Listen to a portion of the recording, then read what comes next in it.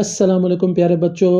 आज की वीडियो में मैं आपको सिखाऊंगा कि इनडायरेक्ट स्पीच में प्रोनाउन को हम कैसे चेंज करते हैं।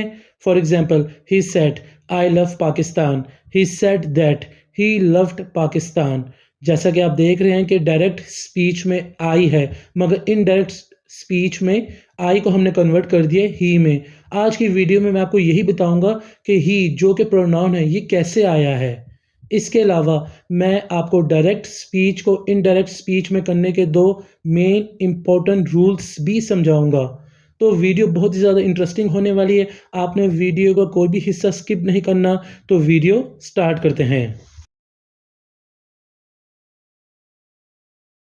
डायरेक्ट स्पीच को इनडायरेक्ट स्पीच में हम जब चेंज करते हैं तो प्रोनाउन अक्सर आ जाता है। तो प्रोनाउन को चेंज करने के 3 इजी बेसिक रूल्स हैं और वो रूल्स ये हैं। रिपोर्टेड स्पीच इन्वर्टेड कॉमा के अंदर वाला फ़िक्रे में इस्तेमाल होने वाला फर्स्ट पर्सन प्रोनाउंस जिसमें आई, माई, मी, वी, आवर, अस और रिपोर्टिंग स्पीच इन्वर्टेड कॉमा के बाहर वाले फ़िक्रे के सब्जेक्ट के मुताबिक तब्दील किया जाता है। अरे बच्चों, ये जो आप एग्जाम्पल्स अभी देख रहे हैं ये फर्स्ट पर्सन प्रोनाउन के हैं। इन सब में हमने सब्जेक्ट के मुताबिक कुछ चेंजिंग की हुई है। आप सब एग्जाम्पल्स को गौर से देखें, वीडियो पॉज करके देखें। For example, he said I work in a factory, he said that he worked in a factory.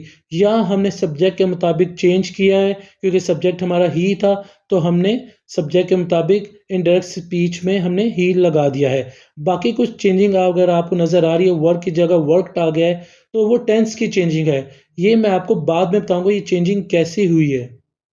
Second person के प्रोनाउंस जिसमें यू, योर को रिपोर्टिंग स्पीच के ऑब्जेक्ट के मुताबिक तब्दील किया जाता है।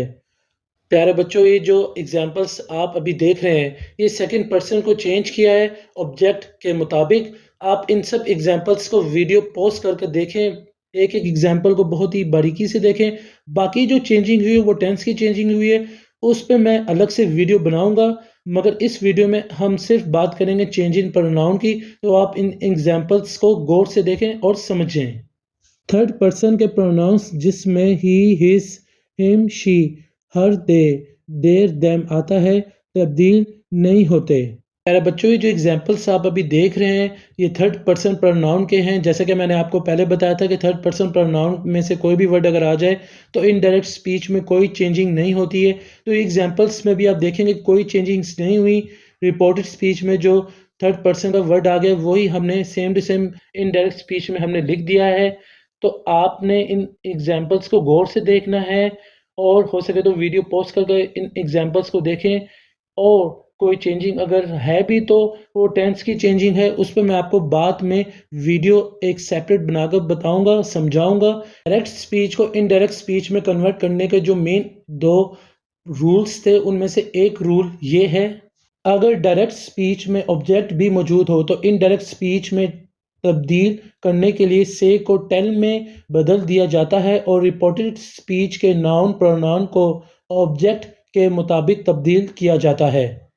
इस एग्जाम्पल को अगर आप गौर से देखें, यहाँ रिपोर्टिंग क्लॉज में ऑब्जेक्ट नहीं मौजूद है, यहाँ सब्जेक्ट मौजूद है मगर हम ऑब्जेक्ट मौजूद नहीं है। इसलिए हमने इसके इनडायरेक्ट स्पीच में लिख दिया ही said that he would go to the market. अगर हम इस एग्जाम्पल को गौर से देखें तो इसके डायरेक्ट स्पीच में सेड टू मी है, यहाँ ऑब्जेक्ट रिपोर्टिंग क्लॉज में है, इसलिए हमने इनडायरेक्ट स्पीच में टोल्ड मी में चेंज हमने इसे कर दिया है। एग्जाम्पल में आप देखेंगे कोई भी चेंजिंग हमने नहीं की, बस इन्वर्टेड कॉमास को हटाकर मैंने दैट लगा दिया है। इसका मतलब ये हुआ कि इस रूल के मुताबिक आपने रिपोर्टिंग स्पीच में आई था और रिपोर्टेड स्पीच में भी जब फर्स्ट पर्सन आपका आई हो तो आपने कोई चेंजिंग नहीं करनी। जो डायरेक्ट स्पीच का सेंटेंस होगा वही आपने इनडायरेक्ट स्पीच में लिख देना है, बस आपने इन्वर्टेड कॉमास की जगह दैट लगा देना है। उम्मीद करता हूँ आपको आज की वीडियो बहुत ही ज़्यादा पसंद आई होगी। अगर आपको ये वीडियो अच्छी लगी तो इसे लाइक करें, मेरे चैनल को सब्सक्राइब करें और इस वीडियो को ज़्यादा से ज़्यादा शेयर करें। सर हसन शबीर को इजाज़त दें, मुझे दुआ में याद रखिएगा। जज़ाकल्लाह।